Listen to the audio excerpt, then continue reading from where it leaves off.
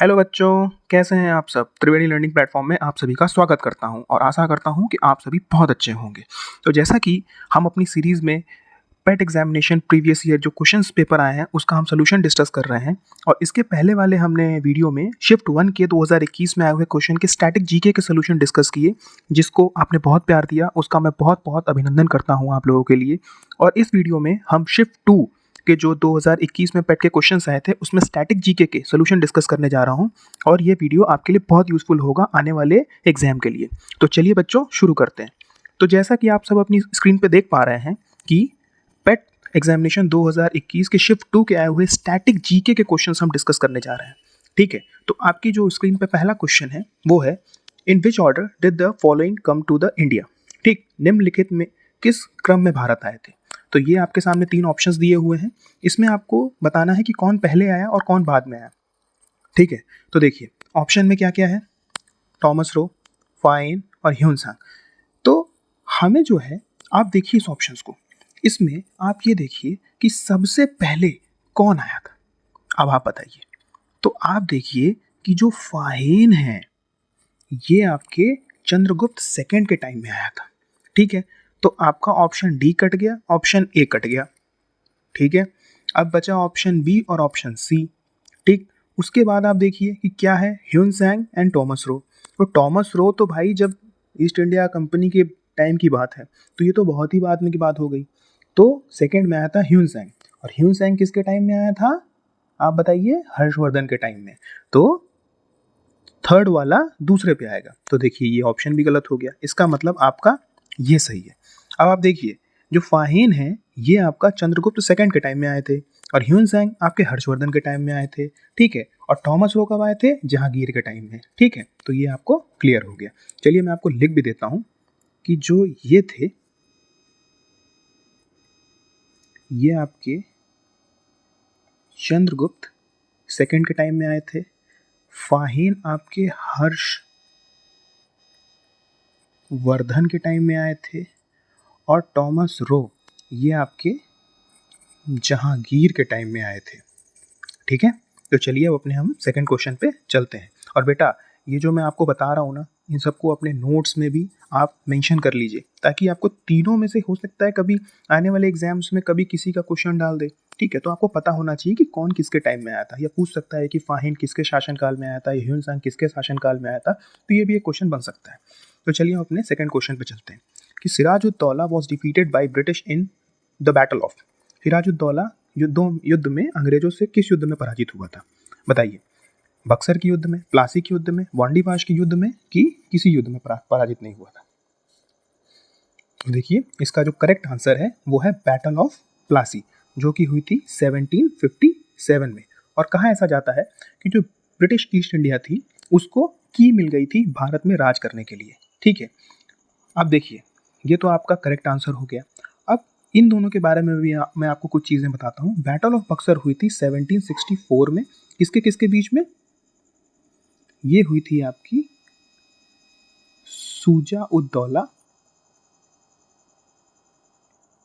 Plus Shah Alam second plus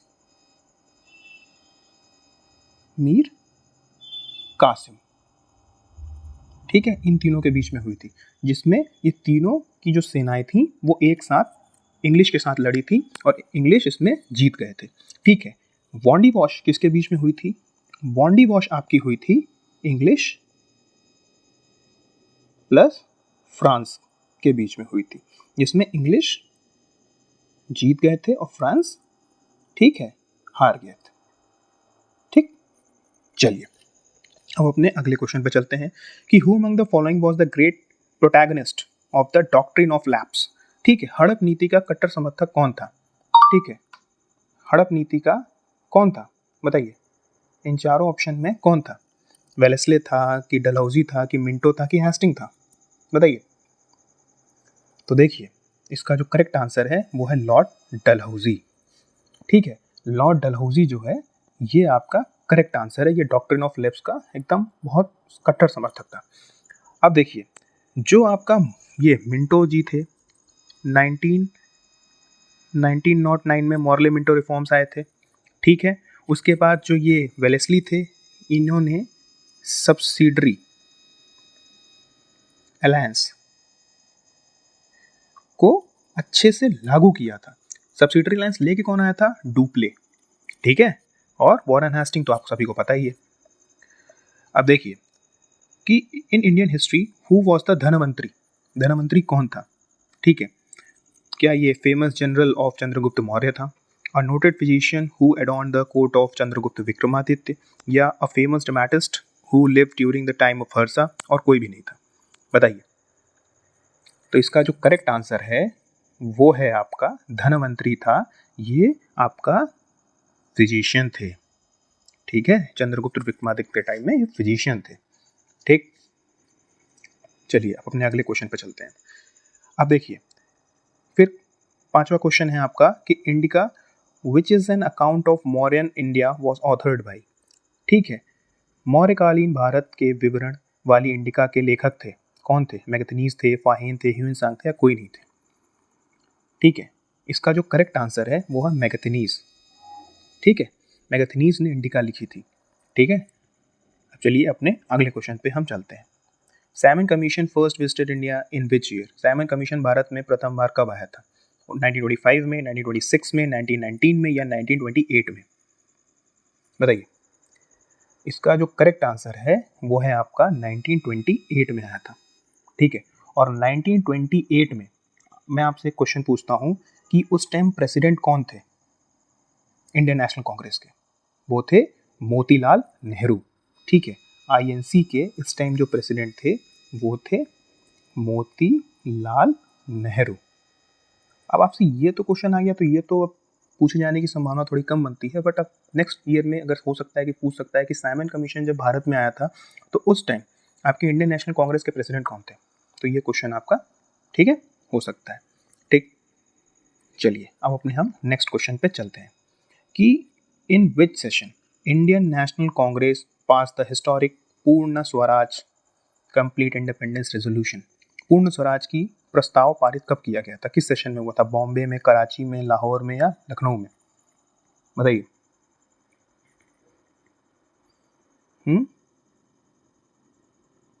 तो इसका जो करेक्ट आंसर है वो है आपका लाहौर, ठीक है। लाहौर सेशन में पूर्ण स्वराज की हमारा जो था प्रस्ताव पारित किया गया था, ठीक है। चलिए अब अपने हम नेक्स्ट क्वेश्चन पे चलते हैं, 8th क्वेश्चन पे। अब ये आपका मैथ द कॉलम है, ठीक है। तो बताना है कि इसके जो फाउंडर थे वो कौन थे?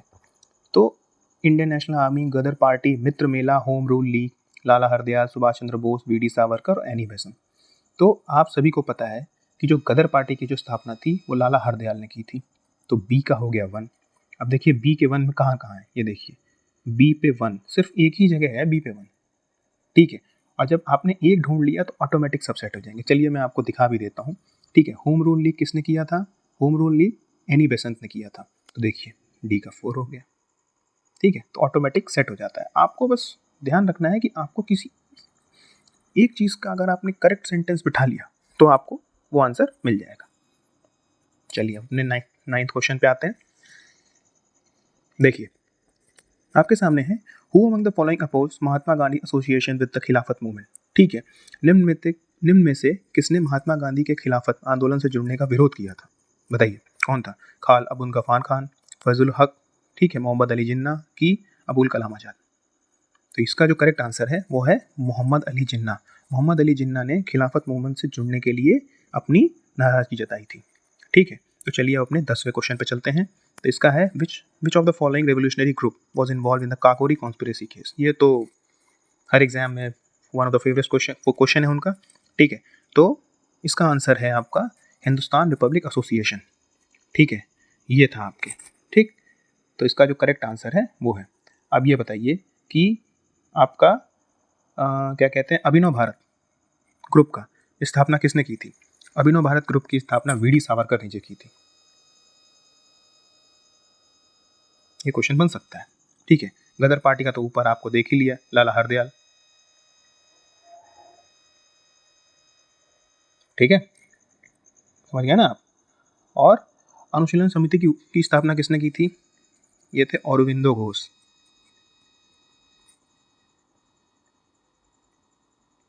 ठीक है, चलिए अपने नेक्स्ट क्वेश्चन पे आते हैं कि द नागार्जुना डैम किस नदी के क्रॉस बना है, बताइए। गोदावरी, कृष्णा, गंगा, कावेरी। ठीक है, ये जो आपका है, ये जो आपकी नीचे जो कृष्णा नदी बहती है, ठीक है, उसके ऊपर ये नागार्जुना सागर डैम बना हुआ है। ठीक है, तो चलिए अब आते हैं अपने नेक्स्ट क्वेश्चन, 12th क्वेश्चन पे। ठीक है, तो आपके 12th क्वेश्चन पे है कि माउंट एवरेस्ट पहली बार कब स्केल हुआ था, बताइए। 51, 53, 55, 58। इसका जो करेक्ट आंसर है वो है आपका 53। और किसने किया था उसका भी नाम मैं आपको बता देता हूँ, Edmund Hillary and Tenzing Norway.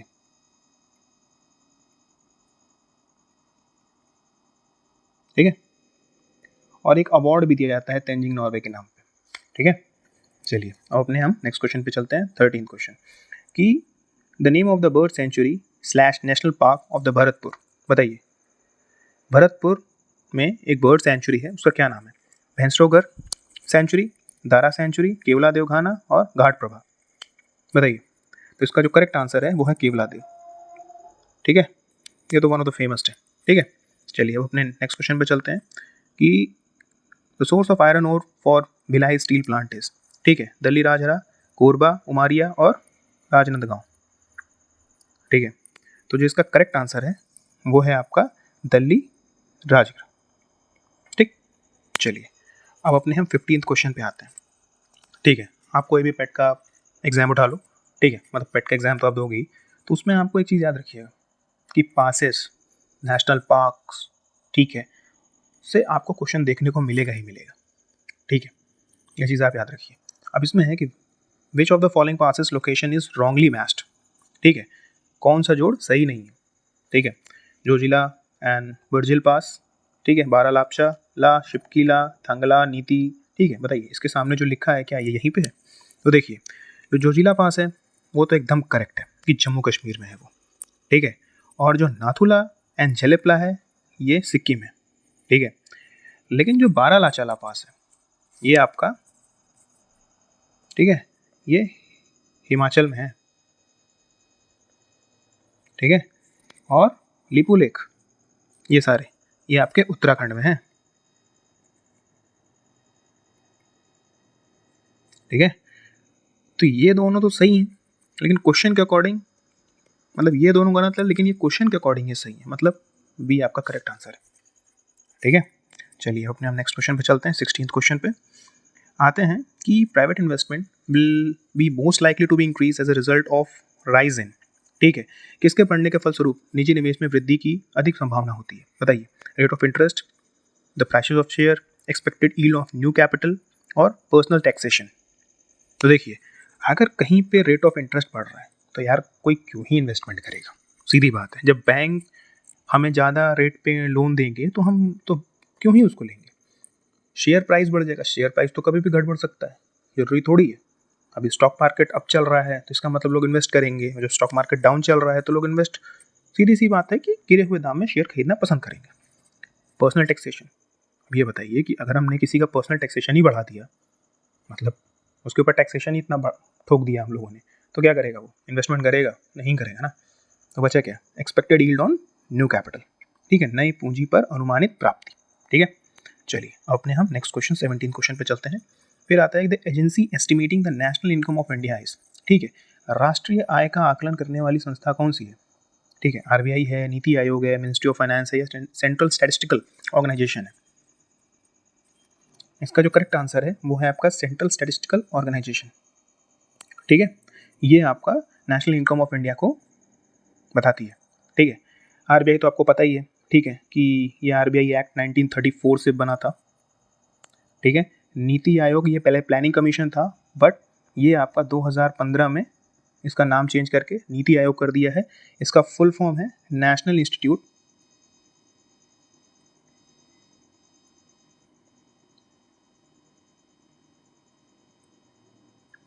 For transforming India, ये फुल फॉर्म भी कहीं कहीं पूछ सकता है, ठीक है, तो इसको याद रखिएगा। अब अपने नेक्स्ट क्वेश्चन पे चलते हैं कि what is the another name for the service sector, ठीक है। सर्विस सेक्टर का मतलब दूसरा नाम क्या है? क्या वो टर्शियरी सेक्टर है, ठीक है, क्या वो प्राइमरी है कि सेकेंडरी है कि एग्रीकल्चर है, ठीक है, बताइए। ये आपका सर्विस सेक्टर जो है ये हमेशा टर्शियरी के अंडर में आता है, ठीक है, ये चीज़। सेकेंडरी के अंदर आपकी जो चीज़ें मैन्युफैक्चरिंग होती हैं,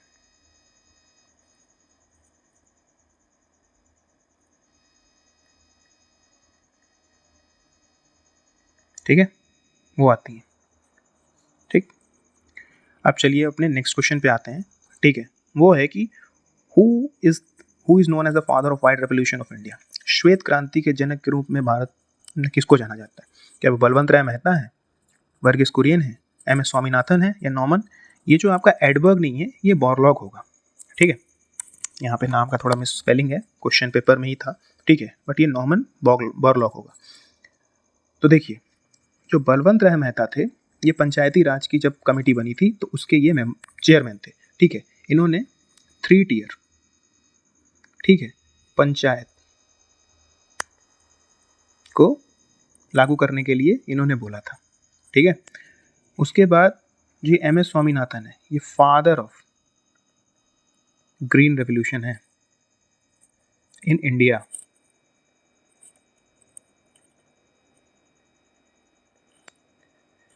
लेकिन ये तो इंडिया के हैं ना, लेकिन जब भारत में ग्रीन रेवोल्यूशन आया था तो उसके पहले भी मेक्सिको में नॉर्मन बोरलॉग ने, ठीक है, ये आपके इन्होंने थोड़े से एरिया में हाई यील्डिंग वैरायटी सीड का मतलब जर्मिनेशन करके और काफ़ी ज़्यादा पैदावार यानी प्रोडक्शन को इंक्रीज़ किया था, ठीक है। तो ये आपके ग्रीन रेवोल्यूशन के फादर हैं, ये फादर ऑफ इंडिया हैं, ठीक है। तो इसका करेक्ट आंसर क्या होगा? ये सॉरी, इसका करेक्ट आंसर ये नहीं होगा, ठीक है। इसका करेक्ट आंसर है आपका वर्गीस कुरियन, ठीक है, ये नहीं है, वर्गीस कुरियन है, ठीक है। चलिए अब आते हैं अपने 20वें क्वेश्चन पे। Who was the prime minister during economic reforms in 1991 in India? आर्थिक सुधार 1991 के दौरान प्रधानमंत्री कौन थे? पीवी नरसिम्हा राव, अटल बिहारी वाजपेयी, डॉक्टर मनमोहन सिंह या कोई प्रधानमंत्री थे ही नहीं? इसका करेक्ट आंसर है आपका पीवी नरसिम्हा राव, ठीक है, ये आपके प्राइम मिनिस्टर थे। एंड प्रेसिडेंट कौन थे? वेंकट रमन,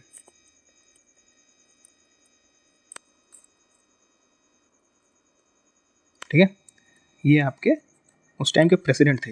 ये भी एग्जाम में क्वेश्चन बनता है, अब ये तो सबको पता है, लेकिन उस टाइम प्रेसिडेंट कौन था? वेंकट रमन, ठीक है, ठीक। अटल बिहारी वाजपेयी तो ये तो बाद में बने, मनमोहन सिंह भी बाद में बने, तो ये उस टाइम तो ये ऑप्शन से आप काट सकते थे, ठीक है। अब आते हैं अपने 21वें क्वेश्चन पे कि क्वेश्चन है कि विच of the following is not included in the state list in the constitution of India, ठीक है। भारत के संविधान में इनमें से क्या राज्य सूची में सम्मिलित नहीं है? बताइए, क्या पुलिस है, लॉ एंड ऑर्डर है, प्रिजन है, या सीआरपीसी है, या क्रिमिनल प्रोसीजर कोड है?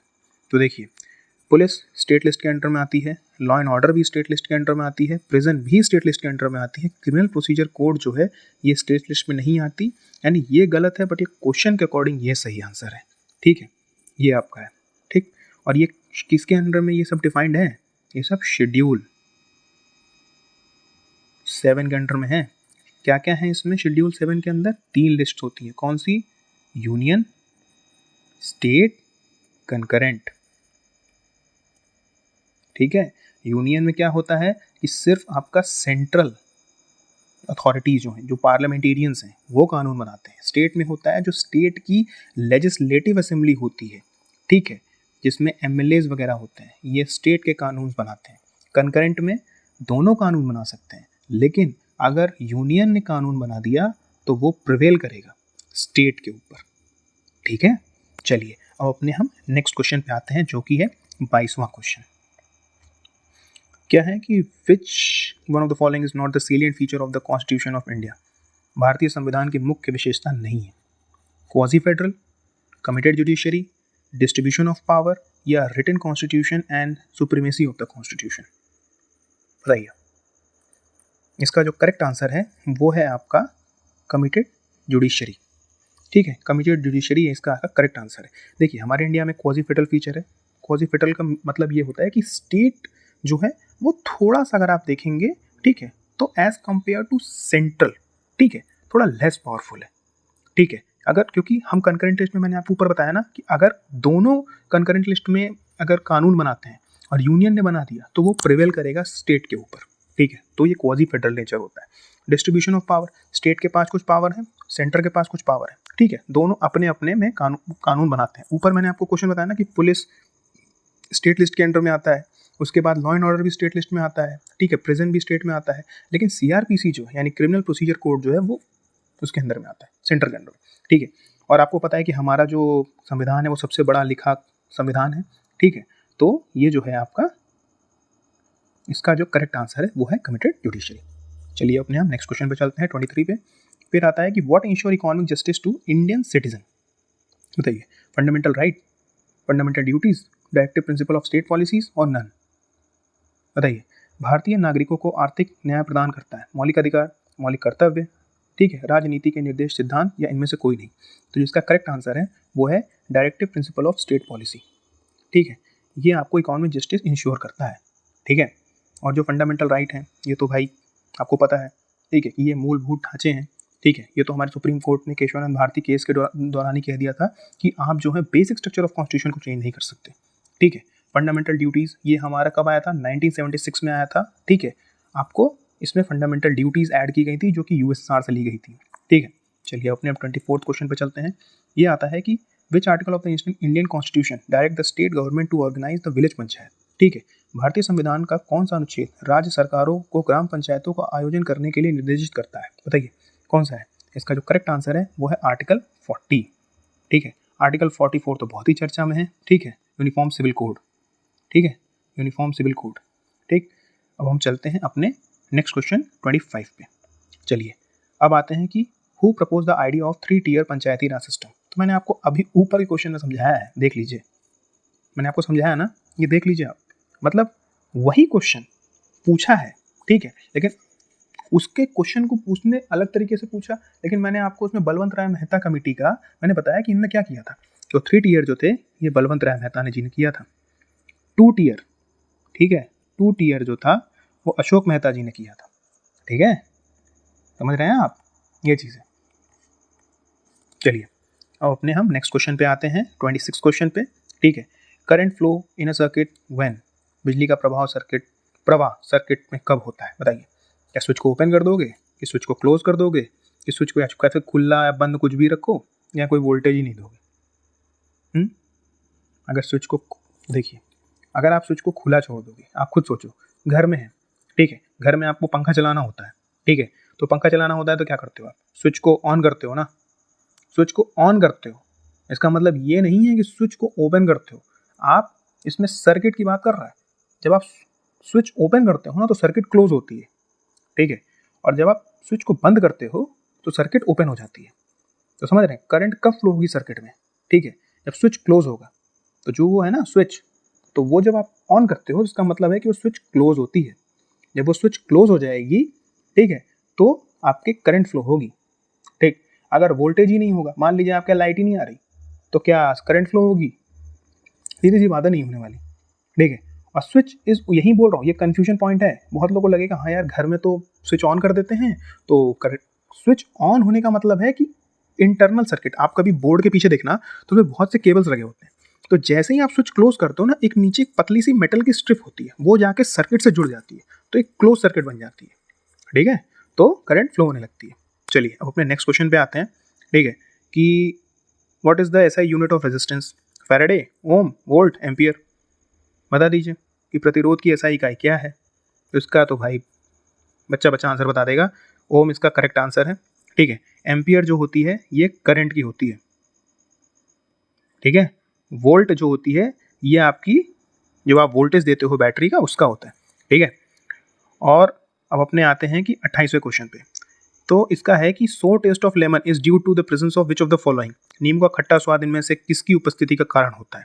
सिट्रिक एसिड, एसिटिक, ऑक्सैलिक या फॉर्मिक। इसका जो करेक्ट आंसर है आपका वो है आपका सिट्रिक एसिड, ठीक है। एसिटिक एसिड आपका किस में होता है? विनेगर में होता है, ठीक है। फॉर्मिक एसिड किस में होता है? एंट्स में। एंट्स मतलब चींटियाँ, ठीक है, समझ गए आप? ये सारी चीज़ें हैं। चलिए अब आते हैं अपने 29th क्वेश्चन पे, ठीक है। ये है कि कार्सिनोजेनिक केमिकल कॉजेज, ठीक है।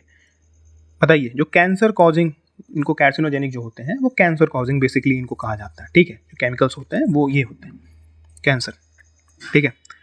अब आते हैं आपके 30th क्वेश्चन पे, ठीक। 30th क्वेश्चन में क्या है कि upper layer of the skin को क्या कहते हैं, बताइए। तो देखिए मैं आपको समझा देता हूँ। अपर लेयर को कहते हैं एपिडर्मिस, दूसरे को कहते हैं डर्मिस, तीसरे को कहते हैं आपका हाइपोडर्मिस, ठीक है। तो जो अपर लेयर है वो है आपकी एपिडर्मिस,